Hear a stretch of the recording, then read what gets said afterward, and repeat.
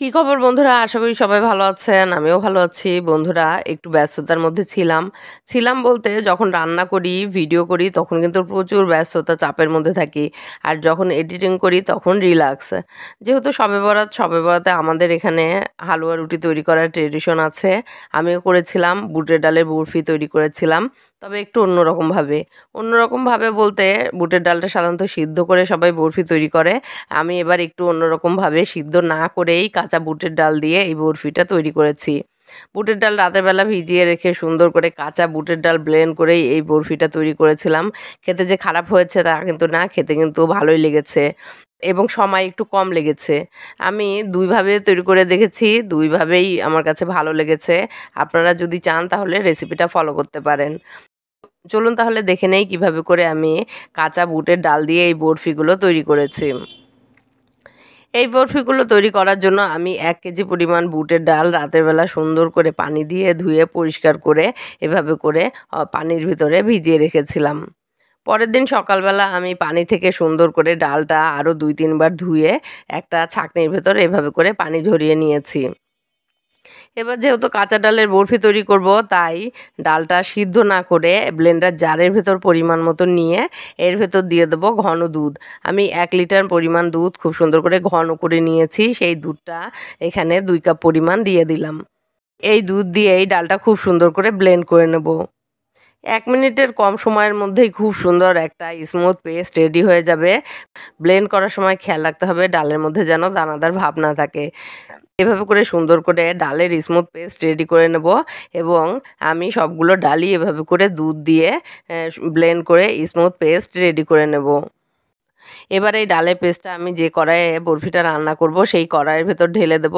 একটু মোটামুটি বড় সাইজের কড়াই নিতে হবে। আমি এই কড়াইয়ের ভেতর ডালের পেস্টটা ঢেলে দিলাম এবং এর ভেতরে দিয়ে দেবো চিনি। আমি যেহেতু ১ কেজি পরিমাণ বুটের ডাল নিয়েছি, আমি এখানে ১ কেজি পরিমাণ চিনি দিয়ে দিলাম।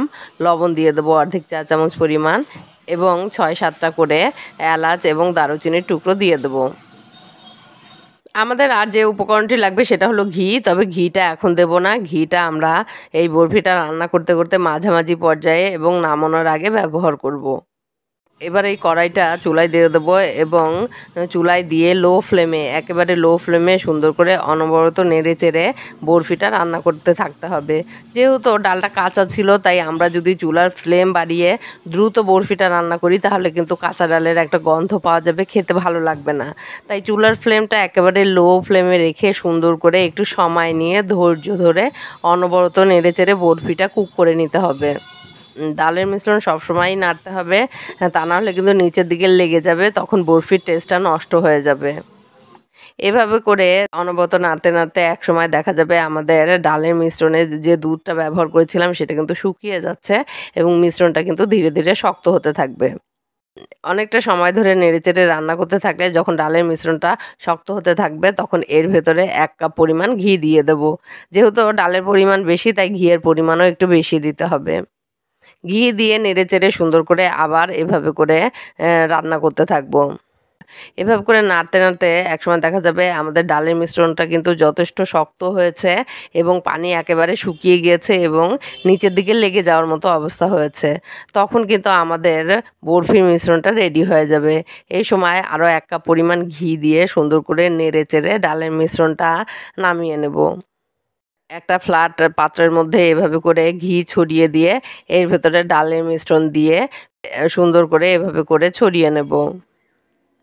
এভাবে করে সুন্দর করে যতদূর সম্ভব ফ্ল্যাট করে ছড়িয়ে নিয়ে একটা চাকু নিয়ে চাকুর সাথে ঘি লাগিয়ে নিয়ে সুন্দর করে এভাবে করে বরফির শেপ দিয়ে নেব। আপনারা চাইলে বিভিন্ন রকম ছাঁচ ব্যবহার করে বা ইচ্ছে মতো আকার দিয়ে বরফিগুলো কিন্তু তৈরি করতে পারেন। আমি এভাবে করে সুন্দর করে চাকু দিয়ে কেটে মাঝখানে একটা করে কিশমিশ বসিয়ে বরফিগুলা তুলে নিলাম।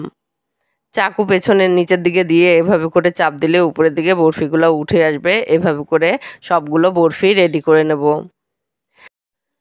এভাবে করে বরফি তৈরি করতে সময় একটু বেশি লাগলেও খেতে কিন্তু অনেক বেশি মজা হয়েছিল। আপনারা বাসায় ট্রাই করবেন, ভালো লাগবে। আশা করি আমার রেসিপিটা ভালো লেগেছে। ভালো লাগলে লাইক কমেন্ট করবেন, সম্ভব হলে শেয়ার করে দিবেন, পাশে থাকবেন। ধন্যবাদ।